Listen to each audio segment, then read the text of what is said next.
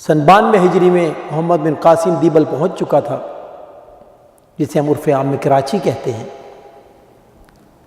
اور سن 93 ہجری میں ملتان کو فتح کیا جا چکا تھا اور اسلامی سلطنت میں شامل ہو چکا تھا۔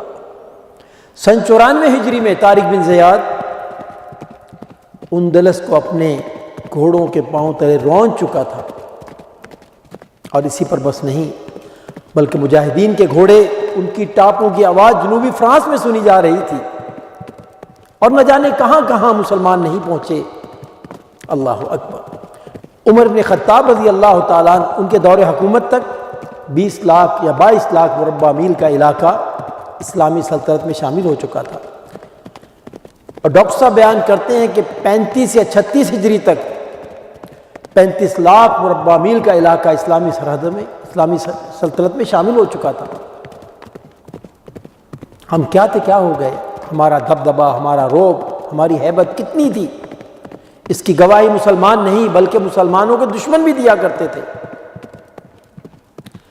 مشہور فرانسیسی مستشرق اپنی مشہور کتاب حضارت العرب میں بیان کرتا ہے کہ مسلمانوں کا ایک ساتھی جن کا نام حضرت عبداللہ ابن حذیفہ رضی اللہ تعالیٰ عنہ تھا، انہیں روم میں گرفتار کیا جاتا ہے، اور ان کی گرفتاری کی خبر جب مسلمانوں کے خلیفہ امیر المؤمنین عمر فاروق رضی اللہ تعالیٰ عنہ ان کو پہنچتی ہے،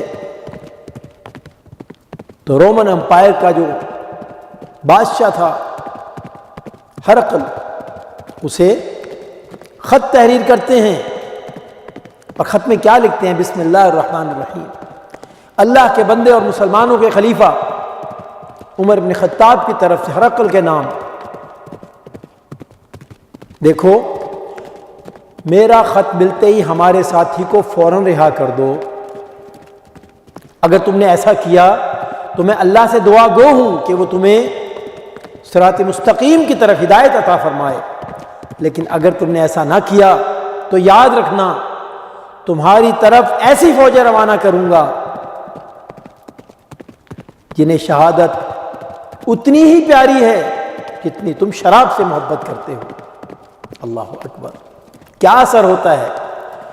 ہرقل کو یہ جب خط پڑھ کے سنایا جاتا ہے، راوی بیان کرتا ہے اپنی جگہ سے کھڑا ہو جاتا ہے اور پریشان ہو جاتا ہے، فوراً حکم جاری کرتا ہے کہ مسلمان قیدی کو فوراً رہا کیا جائے، اور اسی پر بس نہیں بلکہ اسے بہت سے تحفے تحائف دے کے رہا کیا جاتا ہے۔ اللہ اکبر، کیا شان تھی مسلمانوں کی، کیا عظمت تھی، کیا دبدبہ تھا، کیا رعب تھا، اور آج ہمیں پوچھنے والا کوئی نہیں۔ آخر وجہ کیا ہے بھائیو؟ اگر ہم قرآن کریم کو کھول کر دیکھیں اور احادیث مبارکہ کا مطالعہ کریں تو قرآن کریم میں اللہ رب العالمین نے اور احادیث مبارکہ میں نبی اکرم صلی اللہ علیہ وسلم نے مسلمانوں کی کامیابی، مسلمانوں کی عظمت، مسلمانوں کی شان کو اور مسلمانوں کی ذلت کو جن جن اسباب سے جوڑا ہے، ان میں سب سے اہم سبب ایک مسلمان کا قرآن کریم سے تعلق ہے۔ اگر مسلمان اس دنیا میں رہتے ہوئے قرآن کریم سے اپنے تعلق کو جوڑتا ہے، قرآن کو اپنا امام مانتا ہے، قرآن پہ عمل پیرا ہوتا ہے، تو اللہ نے آخرت میں اس کے لیے جو اجر و ثواب رکھا ہے وہ تو ہے ہی، لیکن دنیا میں بھی اللہ کا یہ فیصلہ ہے کہ اسے اللہ بلند مقام عطا فرمائیں گے۔ لیکن اگر یہی مسلمان قرآن کریم سے اعراض برتتا ہے، قرآن کو اپنے پیٹھ پیچھے چھوڑتا ہے، اس پہ عمل نہیں کرتا، تو آخرت میں اس کے لیے جو عذاب مہیا کیا جائے گا وہ تو ہے ہی، لیکن اللہ کا یہ فیصلہ ہے کہ دنیا میں بھی ایسے لوگوں کو ذلت کی زندگی گزارنی پڑے گی، انہیں ذلت کے اندھیرے گڑھوں میں ڈال دیا جائے گا۔ نبی اکرم صلی اللہ علیہ وسلم، اللہ کی آپ پر اربع ارب رحمتیں ہوں، آپ نے اس بات کو کتنے خوبصورت انداز میں ارشاد فرمایا، ان اللہ یرفع بہذا الکتاب اقواما، اللہ تعالیٰ اس قرآن کریم کی وجہ سے اس سے تعلق رکھنے کی وجہ سے، اس پہ عمل پیرا ہونے کی وجہ سے کچھ لوگوں کو عزتوں سے نوازیں گے، بلندیوں سے نوازیں گے۔ وَيَدْعُ بِهِ آخَرِينَ، اور اسی قرآن کریم سے اعراض برتنے کی وجہ سے، اس سے لا تعلقی کی وجہ سے اندھیروں میں، ذلتوں میں ڈال دیا جائے گا انہیں۔ علامہ نے بھی کیا خوب کہا ہے، وہ زمانے میں معزز تھے مسلمان ہو کر، اور ہم ہوئے خوار تارک قرآن ہو کر۔ بھائیو، ہم نے اپنے صحابہ کو دیکھا، اللہ تعالیٰ نے انہیں کیا شان بخشی تھی، اور آج ہم اپنی ذلتوں کو بھی دیکھ رہے ہیں۔ وجہ کیا ہے؟ جیسا کہ پہلے عرض کیا، قرآن کریم سے تعلق۔ میرے بھائیوں، قرآن سے تعلق قائم کرنے کے لیے کیا چاہیے؟ کیوں تعلق قائم نہیں ہوتا؟ یقین چاہیے۔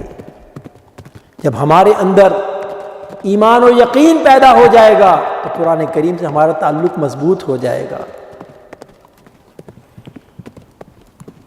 برا مت مانے، ایک بات ضمناً عرض کرتا چلوں، اصل بات یہ ہے کہ آپ کے اور میرے دلوں میں یقین کی وہ کیفیت نہیں جو پیدا ہونی چاہیے۔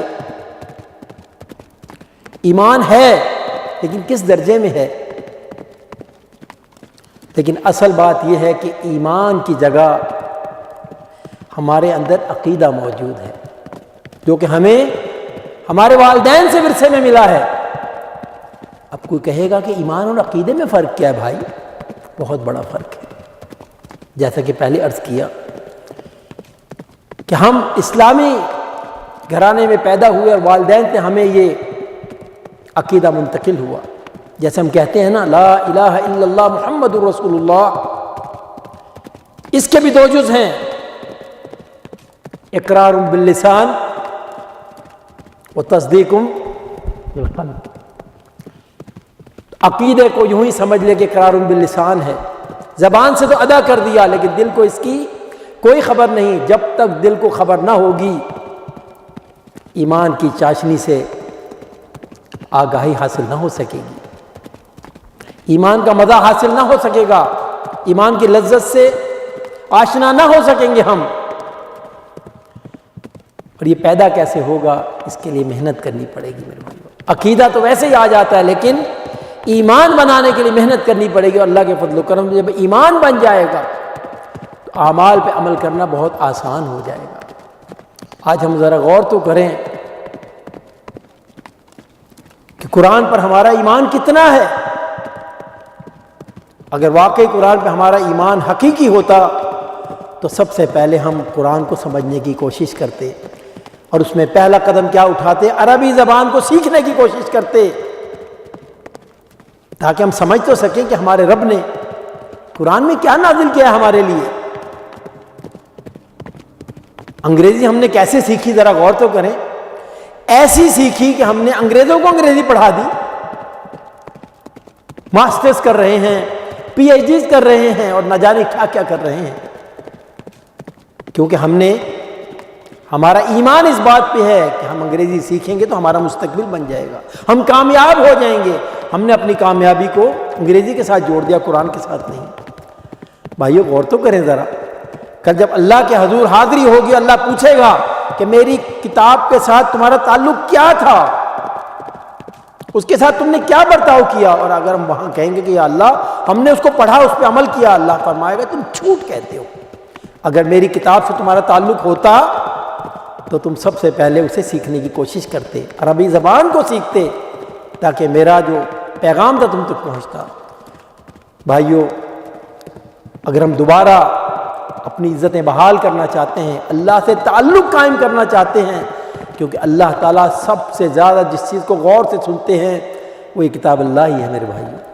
اللہ سے اگر تعلق پیدا کرنا چاہتے ہیں تو ضروری ہے قرآن کریم سے تعلق پیدا کریں۔ اللہ تعالیٰ کی بارگاہ میں دعا ہے کہ مجھے اور آپ کو قرآن کریم کو پڑھنے، سمجھنے اور اس پہ عمل کرنے کی توفیق عطا فرمائے۔ وآخر دعوانا ان الحمدللہ رب العالمین۔ اللہم صلی علی سیدنا محمد